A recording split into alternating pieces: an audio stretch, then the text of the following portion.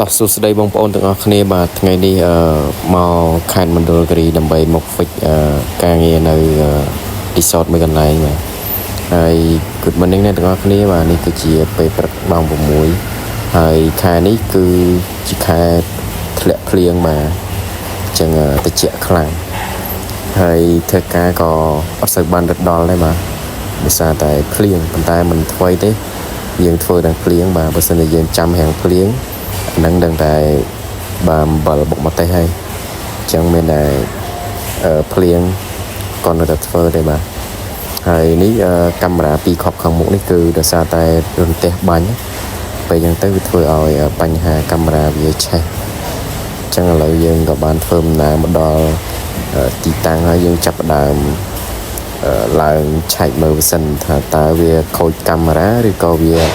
ឆេះខ្សែឬក៏វាដាច់ខ្សែនៅកន្លែងណាមួយអូខេឥឡូវក្រុមការងារយើងចាប់ផ្ដើមឡើងទៅមើលដោះមកមើលសិនបន្ទាប់មកយើងយកវាទៅដោតតេស្តនៅ switch យើងយកវាទៅដោតនៅ test switch ផ្ទាល់ថាតើកាមេរ៉ាហ្នឹងវានៅចេញអត់វានៅដំណើរការអត់បើសិនតែយើងយកទៅតេស្តនៅ switch ផ្ទាល់ហើយកាមេរ៉ាហ្នឹងវាអត់ចេញអញ្ចឹងបានន័យថាកាមេរ៉ាហ្នឹងវាដាច់ហើយ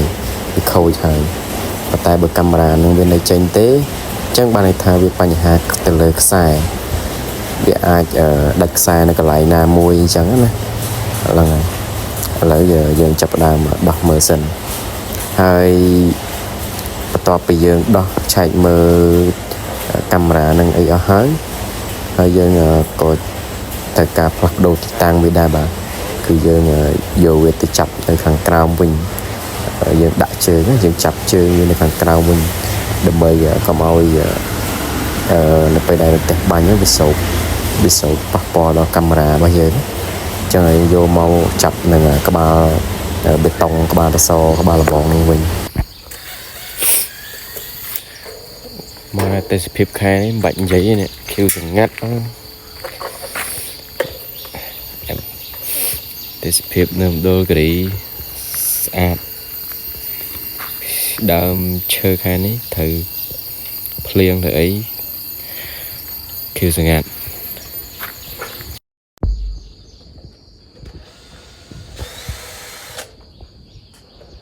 ឆេះអស់បាត់ហើយស្រួលមិនមូលចង់ចាញ់ហ្នឹងហើយបន្ទាប់ពីយើងដោះកាមេរ៉ាយកមកតេស្តហើយក៏ឃើញថាកាមេរ៉ាពីរគ្រាប់ខាងមុខហ្នឹងគឺវាខូចអស់មួយហើយអញ្ចឹងវានៅតែមួយគ្រាប់ទេនេះនៅមួយគ្រាប់ខាងនេះដែលវាអត់តន់ខូចហើយមួយគ្រាប់ដែលយើងដោះដំបូងហ្នឹងគឺខូចបាត់ហើយផ្ទះបាញ់វាបាញ់មកឆេះ connector វាឡើងខ្មៅហើយមួយគ្រាប់នេះគឺនៅដំណើរការធម្មតាទេបាទហើយនេះអ្នកទាំងអស់គ្នាអាចឃើញគឺកាមេរ៉ាហ្នឹងនៅល្អទេបាទ connector វាអត់មានបញ្ហាឆេះឬក៏អីទេអញ្ចឹងបន្តមកទៀតយើងចាប់ផ្ដើមតេស្តខ្សែវាតើ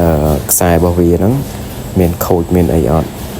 ខ្លាចតែនៅពេលដែលវាបាញ់មកវាធ្វើឲ្យស្រូបហើយវាបាញ់មកវាអាចឆ្លងខ្សែវាក៏អាចឆេះដែរដោយសាររន្ទះភ្លើងវាខ្លាំងចឹងឥឡូវយើងចាប់ផ្ដើមឡើងដៅមើលខ្សែវាសិនថាតើខ្សែវាមានដាច់រលត់អីនៅថងណាទៀតអត់បើសិនជាខ្សែវាអត់មានដាច់អត់មានអីទេអាហ្នឹងយើងដូរទៅកាមេរ៉ាថ្មីមកដូរប្រអប់ដូរអីថ្មីមកគឺយើងអាចចាប់វានៅប្រើប្រាស់វិញបានអញ្ចឹងវីដេអូរបស់យើងមានតែប៉ុណ្្នឹងទេចាំជួបគ្នានៅវីដេអូក្រោយអរគុណបងប្អូនអរគ្នាសម្រាប់ការទស្សនា